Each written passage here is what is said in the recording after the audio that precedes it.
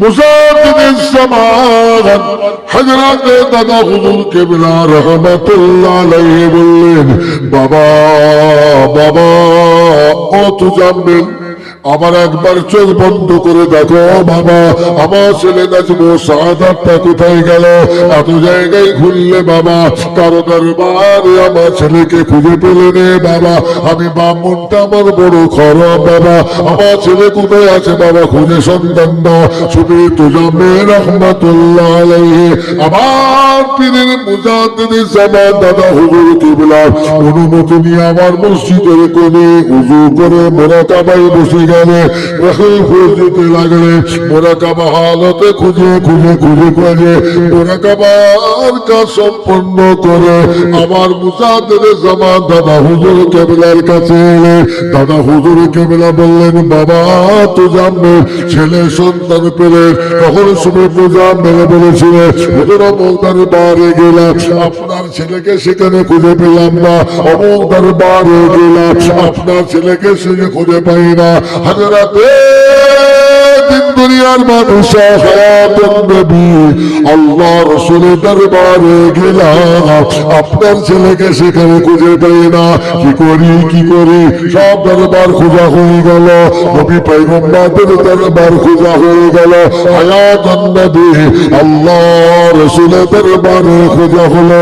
হুজুর আপনার ছেলে নাজমু সাআদাতকে খুঁজে পাই না। আর কোথায় যাব, কোথায় খুঁজবো?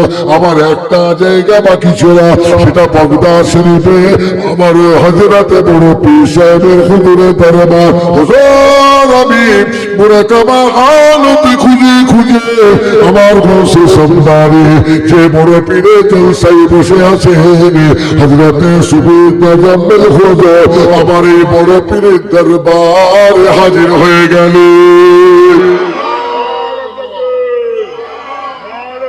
পাঁচ সাহেবজাদার ভিতরে যিনি হুজুর পীর কেবলা সাহেবজাদা ছিলেন, যাকে আমরা হুজুর কেবলা বলে চিনি, ছিলেন না? হুজুর কেবলা রহমাতুল্লাহ আলাইহি তানার উপরে দাদা হুজুর কেবলা 1 তারিখে খুব রেগে গেলেন, ক্ষিপ্ত হয়ে গেলেন। এত রেগে গেছে হুজুর কেবলা রহমাতুল্লাহ আলাইহি খুব ভয় খেয়ে গেলেন। এই অবস্থায় যদি আমায় আব্বা ধরে, পিঠের দাগ কেন, পিঠের চামড়াটা মনে তুলে নেবে। খুব রেগে গেছে। হুজুর কেবলাকে দাদা হুজুর ডাকলেন, এই নাজমুস সাআদাত। খুব তম্বি করলেন, রাগ করলেন। হুজুর কেবলার অপরাধটা কি ছিল জানা আছে? জানা আছে? তিনি আল্লাহ রসুলের শানে অন্তর থেকে মহব্বতে ভালোবাসায় আল্লাহ রসুলের শানে খুব শের গজল পড়েছিলেন। এই গজল পড়াটা দেখে দাদা হুজুর কেবলা অনুভব করেছিলেন, আমার ছেলেকে এই সময় যদি আমি একটু কন্ট্রোল না করি, একটু যদি ওই রাস্তা থেকে যে দ্রুত গতিতে রসুলের প্রেম দিয়ে দৌড়চ্ছে, একে কিন্তু দিন কত পরে আমি কিন্তু হাতের নাগালে পাবো না। এই মানুষের সমাজ থেকে দূরে চলে যাবে, আল্লাহ রসুলের পাগল হয়ে যাবে। ওই জায়গাটাকে দাদা হুজুর কেবলা গোপনে কন্ট্রোল করতে গিয়ে হুজুর কেবলাকে ডাকলে, এদিকে আয়। হ্যাঁ, তুমি এত গজল পড়ে কেন, এত শের পড়ছে কেন? এই কথাটা দাদা হুজুর কেবলা বলাতে আমার হুজুর কেবলা মনে খুব কষ্ট পেয়ে গেলেন। আমি আল্লাহ রসুলের মহব্বতে, আমি আল্লাহ রসুলের ভালোবাসায় শের গজল পড়ছি। হ্যাঁ, আমি তো তবলা দিনি, আমি তো বাজিলা নিনি, আমি তো ঢোল দিনি, হ্যাঁ, আমি তো বাঁশি দিনি, যে তো আল্লাহ হারাম করেছে। একটা মুসলমানের ছেলে যদি মুসলমানের মেয়ে যদি ইমানদার দাবি করে, তার এই জিনিসগুলো গ্রহণ করা যাবে না। আমি আল্লাহ রসুলের সাথে গজল পড়ছি। তা আব্বা এরম করে আমাকে বললো, হ্যাঁ, আমি তো গান টান করিনি, তো আমাকে আব্বা এরম করে বললো। এই মনের দুঃখেতে হুজুর কেবলা রহমাতুল্লাহ আলাইহি বাড়ি থেকে বেরিয়ে পড়লেন, পালালেন। দাদা হুজুর কেবলা রাগ করেছেন, কিন্তু ওই কারণে ওরা কিন্তু হুজুরের অন্যায় নাই, কিন্তু ছেলে আমার অন্য রাস্তায় চলে যাচ্ছে। তো মজ্জু ভালো তো চলে যাচ্ছে, ও তো আল্লাহ রসুলের দেওয়ানা হয়ে যাচ্ছে, তোকে আমাকে তো ব্রেক করতে হবে, কোন করতে হবে। তো দাদা হুজুর কেবলা বাপ হিসাবে, পীর হিসাবে যেটা করার করছেন, কিন্তু আমার হুজুর কেবলা ওটা কিন্তু খুব মনে কষ্ট করেন। দাদা হুজুর কেবলাকে না জানিয়ে বাড়িতে কাউকে না বলে মুখে পেরিয়ে গেলেন, পালিয়ে গেলেন। কতদিন পেরিয়েছিলেন জানা আছে? জোরে বল। একটানা 7 বছর মুখে পড়েছিলেন, 7 বছর। কথা বোঝে না? খেয়াল করে মন দিয়ে মা বোনেরা ভাইরা শোনুন, বড় পীরকে আর বড় পীরের সঙ্গে আপনার পীরের সঙ্গে কি সম্পর্ক? দাদা হুজুর মিস্ত্রি নয়, দাদা হুজুর ঘর চাওয়া বাড়ি নয়, দাদা হুজুর করি আমরা, তিনি দোকানদার রাজমিস্ত্রি নয়। দাদা হুজুর হলেন মুজাদ্দিদের জামান।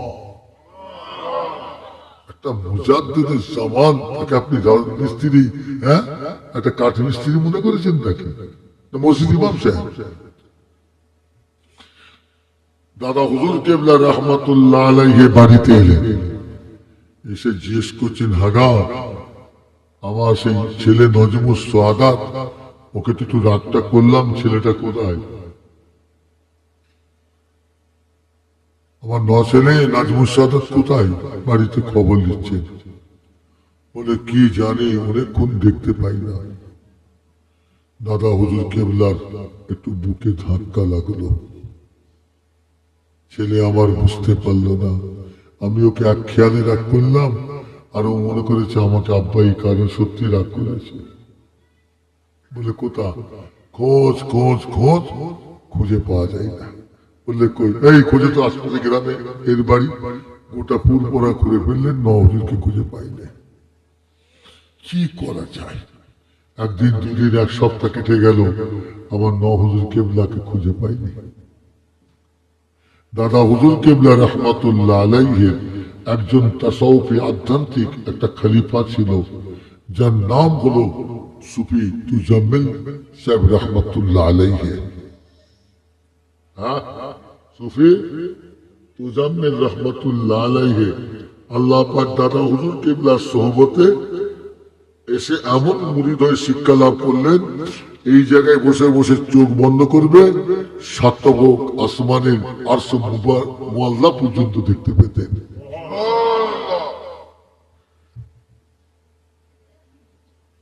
বাবা তুজাম্মিল সুফি সাহেব বলে, যে হুজুর, বাবা মনটা ভালো নেই গো, ছেলেটাকে রাগ করুন, কোথায় গেল বলো দেখিন পেলিয়ে। হ্যাঁ, গোটা গ্রাম আত্মীয় স্বজন বাড়ি খুঁজলাম, খুঁজে পাইনি বাবা। তুজাম্মিল, যে হুজুর, বাবা একবার উজু করে একটু ওই নামাজ পাঠিয়ে বসে বাবা একটু মোরাকাবা হালতে দেখো তো বাবা, ছেলেটা আমার কোথায় আছে। বাকিটা বলবো না, হয় গো।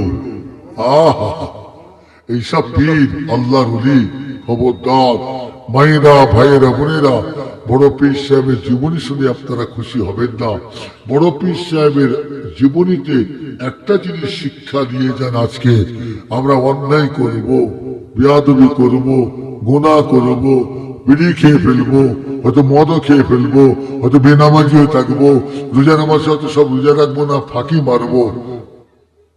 খবরদার, তার জন্য আমার আল্লাহর কাছে তওবা করে ক্ষমা চাইলে আমার আল্লাহ আমাদের ঘরে ক্ষমা করে দেবেন।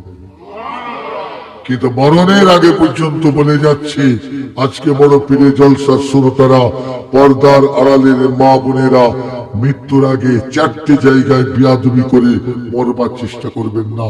ঠিকানা জাহান্নাম ছাড়া জান্নাতে হবে না। 1 নম্বর হলো আল্লাহর সঙ্গে যেন বিয়াদবি না হয়ে যায়। 2 নম্বর হলো নবীর সঙ্গে বিয়াদবি না হয়ে যায়। 3 নম্বর হলো আল্লাহর ওলিদের, বড় পীর কেন, যে গ্রামে যে পাড়ায় যে দেশে আল্লাহর ওলি আছে, সকলে আমাদের অন্তরের মানুষ, ভালোবাসার মানুষ। তো অন্তরের মানুষ, ভালোবাসার মানুষের বিয়াদবি করছেন কেন? কমান ফেটে যাবে যে দেশে থেকে। দাদা হুজুর বলে খাজা সাহেব বলেন, সে ছোট হোক আর বড়, আল্লাহ নজর করে বাম্পার আমাদের যন্ত্র আছে, দাঁড়িপাল্লা আছে। তা আপনি আল্লাহর পাতার লোক, আপনি একটা 10 পয়সার মানুষে আল্লাহর অলিকে মাপতে চাচ্ছেন, তার মানে এ বাম্পার মতন আপনার যোগ্যতা কোথায়? 1 নম্বর কে? আল্লাহ শুনবে। যেমনকে একটু জোরে বলা যাবে না? আল্লাহ মনে হয় আপনাদের গ্রামে আসেন নাই? কি করে এসবে? গ্রাম তো রাতে দিনের বেলা তো দেখতুম, হ্যাঁ তুই মাথায় তো যা বসে আছে মনে হচ্ছিল তো আল্লাহ ঘন ঘন এসবে। তবে আল্লাহ ওই গ্রামে আসাটা কমিয়ে দেয়। কোন গ্রামে জানে? যে গ্রামে জেনার কাজ, ব্যবচারের কাজ, মদ, গাঁজা, তাড়ি, তাস, জুয়া এইসবের কারবার চলে, সেই গ্রামে আল্লাহ পাক যাওয়া বন্ধ করে দেয়, আল্লাহ পাকের রহমত বন্ধ হয়ে যায়। অর্থাৎ সেই গ্রামটা খুব তাড়াতাড়ি আল্লাহর গজবে ধ্বংস হয়ে যাবে। আপনারা মনে করছেন আমরা তাস খেলছি, জুয়া খেলছি, সাতটা খেলছি, খুব ভালো না। ও এখন ভালো হচ্ছে যখন অসাবধান অবস্থায় পিছন থেকে যখন আল্লাহ কান মতো একটা চড় মারবে না, শুধু কানে দাগ পড়বে না, কানে কান তালা করে দেবে। কথা ঠিক নেবে? ঠিক গো? হ্যাঁ, খবরদার। তবে আপনাদের গ্রামটা তো রাতের বেলা ঢুকেছি, বাসর আসতে আগে এসেছিলাম, আর আজকে আল্লাহ উসিলা করে নিয়ে এসছে। হ্যাঁ দেখুন আল্লাহর রহমতে আমি তো গ্রামের হাল দিনে হলে না হলে পোকামাকড়ি তো বোঝা যেত। তবে রাতে ঢুকলো আপনারা যেভাবে টুই মাথায় দিয়ে বসে আছেন আল্লাহর রহমতে, 150 টাকার বিরিয়ানি চালে কাকড় থাকে, তো আমার মনে হয় গ্রামে সেই কাকড়টাও নেই।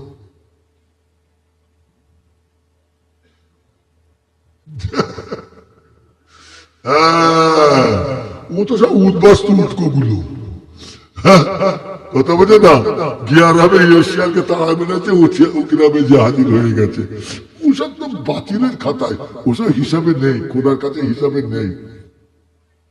আমার ভাইয়েরা, মায়েরা, বোনেরা, যে কথা বলছিলাম, আমার আপনার পীর মুজাদ্দিদে জামান সুফি মুজাম্মেলকে বলে, বাবা দেখো না ছেলেটা কোথায় গেল, এত খুঁজছি পাচ্ছি নি, কোথায় গেল?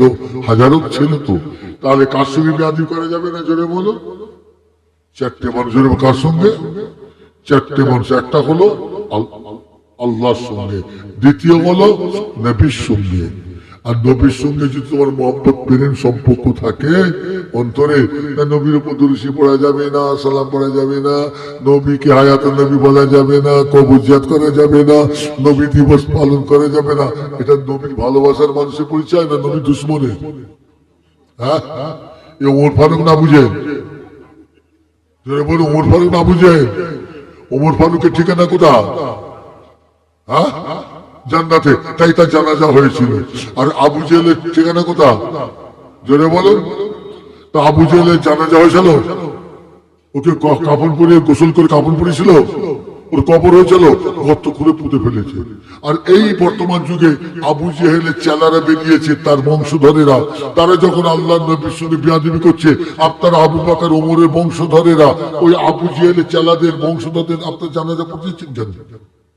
ওদের কবরে মিনহা খালাকনাকুম বলে মাটি দিচ্ছেন কেন? আপনার ভুল হচ্ছে না? সিপিএম এর লোক মরে গেছে, ওর বুকেতে সিপিএম এর ফ্ল্যাগ দেবে না বিজেপি দেবে? জোরে বলুন। এটা উদাহরণ।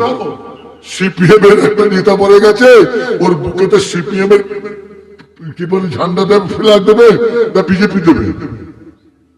আর বিজেপির একটা লোক মরে গেছে, ওর বুকেতে কি কংগ্রেসের ঝান্ডা দেবে না তৃণমূলে দেবে না বিজেপি দেবে? তা আপনারা যদি নবী মুহাম্মদ সাল্লাল্লাহু আলাইহি ওয়াসাল্লামের ভক্ত হন, তার দলের মানুষ সমর্থ, আপনারা যদি আবু বকর ওমরের দলের মানুষ হন, আপনারা যদি দাদা হুজুরের দলের মানুষ হন, আপনারা যদি খাজা সাহেবের দলের মানুষ হন, আপনারা যদি বড় পীর সাহেবের দলের মানুষ হন, আর এই রাসূলুল্লাহর ওলিদের মানে দুশ্মন গুলো এই বিজেপির বুকেতে আপনারা কলেমা ঝান্ডা দিচ্ছেন কেন? আপনার ভুল হচ্ছে না? জানাজা না পড়ে কবর দিলে বলবেন আলহামদুলিল্লাহ, আর জানাজা আপনারা পড়লে খোদার কাছে দায়ী হয়ে যাবে। কেন? আপনি সিপিএম এর লোক হয়ে আর বিজেপির বুকে ঝান্ডা দিয়েছেন। রাসূলুল্লাহ দুশ্মনের বুকে আপনি রাসূলুল্লাহ দলের লোক হয়ে আপনি কবরে মাটি দিয়েছেন, তার জানাজা পড়ছেন, আপনাকে খোদার কাছে জবাব দিতে হবে, আপনি দায়ী হয়ে যাবেন। কথাটা ভুল বলা হয়ে গেল নাকি? হ্যাঁ, বাংলা লোক বাংলায় বলছি, বুঝার চেষ্টা করো।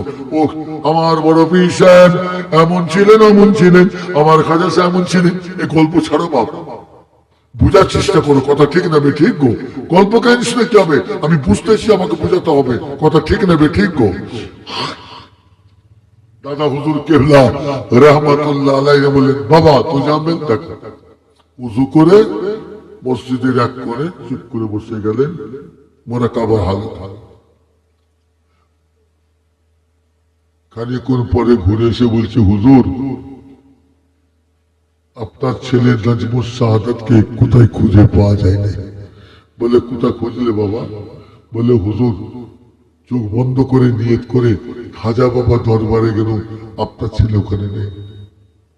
নিজামুদ্দিন আউলিয়া দরবারে গেল, সেখানে নেই। সুফি ফাতে আলী দরবারে গেল, সেখানে নেই। বলে বাবা ছেলে খুব পেছনে, ছেলে তো আমার মঞ্জু ভালোতে, বাবা ও তো হাতছাড়া হয়ে যাবে, ও তো কাজ আছে, ওর দ্বারাই তো আল্লাহ পাক কত সাধারণ মানুষকে আল্লাহ ইমানদার করে দেবে। তো ও তো কাজ আছে এখানে, ও একা তো ভাবলে হবে না, ওখানে ফিরে আনতে হবে। যাও যাও যাবো, আবার যাও, আবার যাও, আবার নবী দরবারটা দেখো দেখি। ভাইরা ভাইরা বোনেরা, যে খাজা হযরতে বড় পীর সাহেব রহমাতুল্লাহ আলাইহি জলসায় বসে রয়েছে। ও ভাইরা ভাইরা বোনেরা, আমার এই বড় পীরের সঙ্গে আমাদের পীর মুজাদ্দিদ জামানের সঙ্গে কি সম্পর্ক শুনিলেন? ও ভাইরা ভাইরা বোনেরা, মুজাদ্দিদ জামান হযরত দাদা হুজুর কেবলা রাহমাতুল্লাহ আলাইহি বললেন, বাবা বাবা ও তো জানবেন, আবার একবার চোখ বন্ধ করে দেখো বাবা, আমার ছেলে নাজমুস শাহাদাতটা কোথায় গেল? এত জায়গায় ঘুরলে বাবা, কারো দরবারে আমার ছেলেকে খুঁজে পেলে নে বাবা। আমি বামনটা আমার বড় খারাপ বাবা, আমার ছেলে কোথায় আছে বাবা, খুঁজে সন্ধান দাও। শুধু তো জানবে রহমাতুল্লাহ আলাইহি আমার পীরের মুজাদ্দিদ জামান দাদা হুজুর কেবলার অনুমতি নিয়ে আমার মসজিদের কোণে উযু করে মুরাকাবায় বসে গেলে, খুঁজতে লাগলে মুরাকাবা হালতে খুঁজে খুঁজে খুঁজে খুঁজে মুরাকাবার কাজ সম্পন্ন করে আমার মুজাদ্দিদ জামান দাদা হুজুর কেবলার কাছে এলে দাদা হুজুর কেবলা বললেন, বাবা তো জানবে ছেলে সন্তান পেলে। তখন শুনে মুজাম্মিল বলেছিল, হুজুর অমুক দরবারে গেলাম, আপনার ছেলেকে সেখানে খুঁজে পেলাম না। অমুক দরবারে গেলাম, আপনার ছেলেকে সেখানে খুঁজে পাই না। হযরতে দিন দুনিয়ার বাদশাহ হায়াতুন নবী আল্লাহ রাসূলের দরবারে গেলাম, আপনার ছেলেকে সেখানে খুঁজে পাই না। কি করি কি করি, সব দরবার খোঁজা হয়ে গেল, নবী পয়গম্বরের দরবার খোঁজা হয়ে গেল, হায়াতুন নবী আল্লাহ রাসূলের দরবারে খোঁজা হলো। হুজুর আপনার ছেলে নাজমুস শাহাদাতকে খুঁজে পাই না, আর কোথায় যাব, কোথায় খুঁজবো? আমার একটা জায়গা বাকি ছিল, সেটা বাগদাদ শরীফে আমার হযরতে বড় পীর সাহেবের হুজুরের দরবার। হুজুর আমি মুরাকাবা হালতে খুঁজে খুঁজে আমার বসে সন্ধানে যে বড় পীরে জলসায় বসে আছেন হযরতে সুফি তাজাম্মেল হুজুর আমার এই বড় পীরের দরবারে হাজির হয়ে গেল।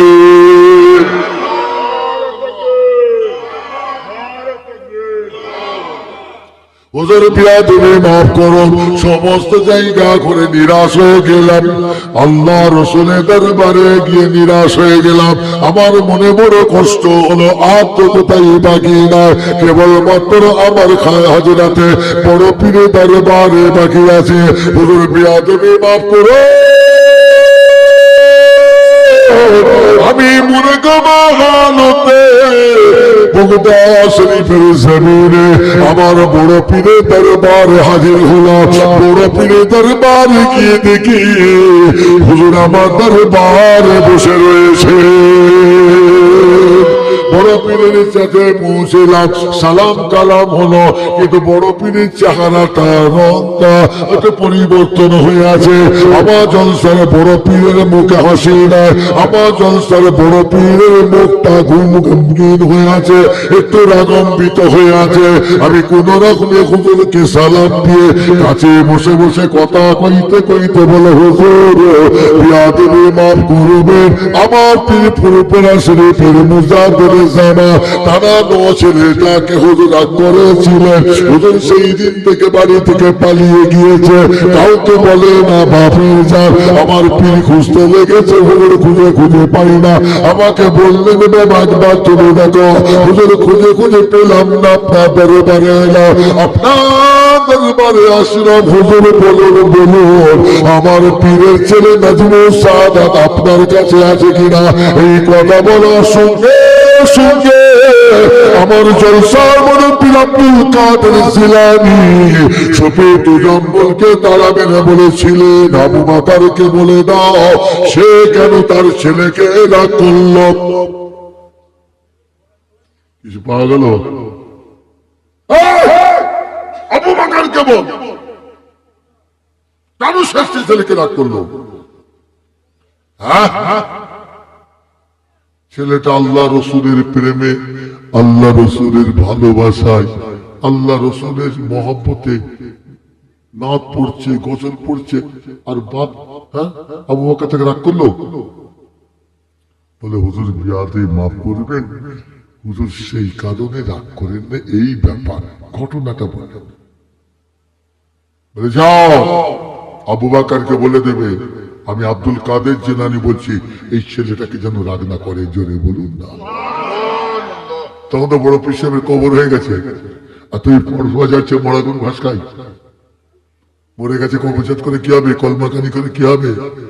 হ্যাঁ, মরে গেছে কলমাখানি করবে, খানা করবে, হারাম হারাম হারাম, মরে গেলে কলমাখানি করবে, হারাম হারাম, ফতোয়া তো ঝেড়ে বসলে, আবার খাবার সময় হাত ঢুকিয়ে বিনা হাত না দিয়ে আবার হারামের খানা খেতে বসেছিস কেন? কথা ঠিক না বেঠিক? কলমাখানি করবে, সব রেশানি করবে, হারাম, মরে গেছে, ওটা যখন হারাম, আর ওই উপলক্ষে যদি তাবারুক হয় সেটা হালাল হবে না হারাম হবে? বলুন, হারামের সঙ্গে তো হারাম হবে। তুমি ফতোয়া মানলে কলমাখানি করে হারাম, তাহলে বাবা হারাম যদি হয় তাহলে কলমাখানিকে লক্ষ্য করেই তো তাবারুকটা হয়েছে, তখন আবার বিসমিল্লাহ বলে গালে বুঝছো কেন? ফতোয়া মারবার সময় আছো আর খাবার সময় ধন্যবাদ, এইরকম যে ফতোয়া দেবে হারাম, কলমাখানি খেতে বসলে হাত ধরে তুলে দেবে, বলে আমরা হারাম কাজ করছি তাই হারাম তাবারুক খাচ্ছি। তোদের চোখে চোখে যখন কলমাখানি করে হারাম, সব রেশানি হারাম, ও তাবারুকও হারাম। যেদিন তোরা হালাল বলবি কলমাখানি সেদিন খেতে আসবি। কথা ঠিক না ঠিক গো? ও দেখুন, কলমাখানি সব রেশানিটা হারাম, আর তার তাবারুকটা তোমার কাছে হালাল হয়েছে, ধান্যবাজি করার জায়গা পাওনি, খাবার সময় ঠিক আছে। বলে সুলুয়া হালাল বুট্টি হারাম, সুরুয়া হালাল बुट्टी हराम, बुट्टी हराम सुरुआ हलाल, और जो बुट्टी पड़ जाएगा वो हलाल हो जाएगा ना। চিটিং মাছগুলো সব জুটেছে, শুধু নিজে খারাপ হয়েছে, দেশের মানুষগুলোকেও খারাপ করে ফেলছে। কথা ঠিক না ঠিক গো? মিরকাত কিতাব হযরত শাহ মোল্লা আলী কারি রহমাতুল্লাহ আলাইহি ওদের সম্বন্ধে সতর্কতা লিখেছেন, কিতাবটার নাম হলো মিরকাত। কে বলেছেন? হযরত মোল্লা আলী কারি রহমাতুল্লাহ আলাইহি, বিরাট আল্লাহর ওলি, হাক্কানি আলেম ছিলেন, কিতাব রচনাকারী ছিলেন। মিরকাত কিতাবে তিনি লিখেছেন, তোমরা ইমানদারেরা নবীর উপর দরুদ শরীফ পড়া, সালাম পড়া, কলমাখানি লোকেরা তোমরা সাবধান, রাস্তা দিয়ে যাচ্ছ একটা বাঘ দেখতে পেয়েছো, তুমি রাস্তা দিয়ে যাচ্ছ সামনে একটা বাঘ দেখি তোমার রে বাপ রে বাপ, এই বাঘের সামনে পড়লে গেলে আমাকে খেয়ে ফেলবে। মোল্লা আলী কারি রহমাতুল্লাহ আলাইহি বলেন, তোমাদের জানকে বাঁচাবার জন্য, বাঘকে দেখে প্রাণকে বাঁচাবার জন্য বাঘকে দেখে যেমন তোমরা ভয়ে পালিয়ে দাও, পাড়ায় পাড়ায় ঘরে ঘরে রাস্তাঘাটে মসজিদে জায়গায় জায়গায় দেখবে এই বেঈমান মার্কা বাঘ মার্কা কিছু আলেম আছে তোমাদের ঈমান নষ্ট করার জন্য। তোমরা বাঘকে দেখে যেমন জান বাঁচাবার জন্য ভয়ে পালিয়ে যাও, এই বেঈমান মার্কা ঈমান চোর আলেম গুলোকে ইমাম মৌলানা যখন হাফেজদের দেখে তোমরা ঈমান বাঁচাবার জন্য তাদের কাছ থেকে দূরে সরে যাও। কোথায় আছেন আপনি? এটা হবে, এটা ঘটবে। আমরা সাধারণ মানুষ, আমাদের ঈমান নষ্ট করার জন্য ওরা দল নিয়ে বেরোবে, যার কারণে ঈমানদার আল্লাহওয়ালারা আমাদের ঘরে ভবিষ্যৎবাণী সাবধান করে গেছে। এরপরেও যদি তুমি গা ঘাসো, তোমাকে তো বাবা তার ফাঁদে পড়তেই হবে। কথা ঠিক না বে ঠিক কর। বড় হুজুর দেখেছে না, বড় হাফেজ, বড় ইমাম সাহেব, বড় ইমাম সাহেব তোমার ইমানের সর্বনাশ করে দিচ্ছে, সেটা তুমি বুঝতে পারছো? বাবা তোজাম্মেল কি খবর? বলে হুজুর আপনার ছেলেকে পেয়েছি, একবার জোরে বলুন না। বাবা পেয়েছো? দাদা হুজুর কেবল একটু মনের স্বস্তি এলেন। বাবা আমার ছেলেকে পেয়েছো? কোথা পেলে বাবা? বলে হুজুর আপনার ছেলে কোথা জানেন? এই দারাপুর গ্রামে ইত্তালায়, যেখানে হযরত বড় পীর সাহেবের জলসা করছে, সেই বড় পীরের দরবারে লুকিয়ে রয়েছে। জোরে বলো, আরো জোরে বলো। আর এই সব মানুষদের সঙ্গে বেয়াদবি, হ্যাঁ ক্ষতি হবে না? হবে না? জোরে বলো। কপাল ফাটবে না ফাটবে না? সেই জন্য বললাম চারটে জায়গায় আল্লাহর সঙ্গে বেয়াদবি সাবধান। মরণের আগে নবীর সঙ্গে বেয়াদবি সাবধান। 3 নম্বর আল্লাহর ওলিদের সঙ্গে বেয়াদবি সাবধান। 4 নম্বর মা আর বাপ। ছেলে তুমি যতই নামাজ পড়ো, যত বড় আলেম হও, যত বড় ইমাম হও, যত বড় মুফতি হও, যত বড় হুজুর হও, যত বড় রোজাদার হও, তুমি 152 বার হাজ করে যদি হাজি হয়ে যাও, তোমার মা আর তোমার বাপ তোমার কথাবার্তারে ব্যবহারে তোমার আচরণে যদি সন্তুষ্ট না থাকে, তুমি যদি তোমার মা আর বাপের সঙ্গে বেয়াদবি করো, তুমি নবী ভক্ত, খাজা বাবা ভক্ত, বড় পীর ভক্ত, দাদা পীর ভক্ত কেন 155 বার হজ করে হাজি হলো, তোমার ঠিকানা হবে জাহান্নাম। এটা কিন্তু বড় পীরের জলসায় মাইকে চিল্ল বলে গেলাম, এটা মাইকে চিল্ল বলে গেলাম। এই 4টি জায়গায় জাহান্নামে যাবার অনেকগুলো কারণ আছে, কিন্তু মারাত্মক কারণ হলো 4টি জায়গায়। কথা বললেন না?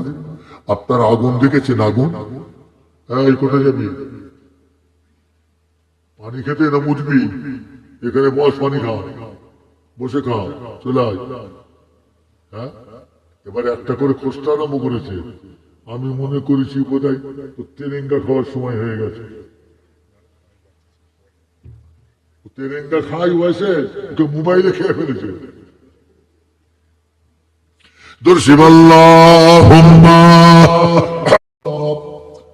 তরকারিতে তেল জোটে না, মাথায় তেলের ঘর ঘটা, আর হাট করতে পয়সা জোটে না, চারানা চাই চুল ছাটা।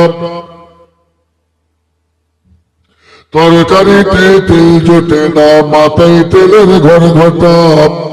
আরে নিজাম তুমি কি শিল্পী, ওয়াজ করবে, তোমার ওয়াজ শুনে লোক পয়সা দেয়, আর আমার ওয়াজ শুনে মুখে দিকে চেয়ে থাকে। এই যে পার্থক্য।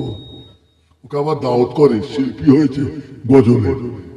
তরকারিতে তেল জোটে না, মাথায় তেলের ঘর ঘটা, আর হাট করতে পয়সা জোটে না, চারানা চাই চুল ছাটা। লব্য বাবু সভ্য হয়ে, লব্য বাবু সভ্য হয়ে যাচ্ছে যেন লাদ বেটা, গর্ব তোদের খর্ব হবে যেদিন হবি গোরবাসী। আল্লাহুম্মা সাল্লি আলা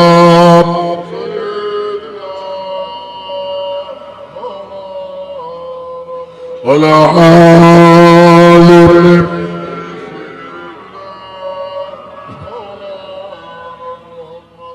আগে যুগের মুসলমানদের, আগে যুগের মুসলমানদের ঘরগুলো সব ছিল পাকা। না, উল্টো হয়ে গেছে। আগে যুগের মুসলমানদের ঘরগুলো সব ছিল কাঁচা। আগে যুগের মুসলমানদের ঘরগুলো সব ছিল কাঁচা, কিন্তু তাদের ঈমানটা ছিল পাকা। আর বর্তমান যুগের মুসলমানদের, বর্তমান যুগের মুসলমানদের ঘরগুলো হয়েছে পাকা, কিন্তু এদের ঈমানটা হয়ে গেছে কাঁচা। আল্লাহুম্মা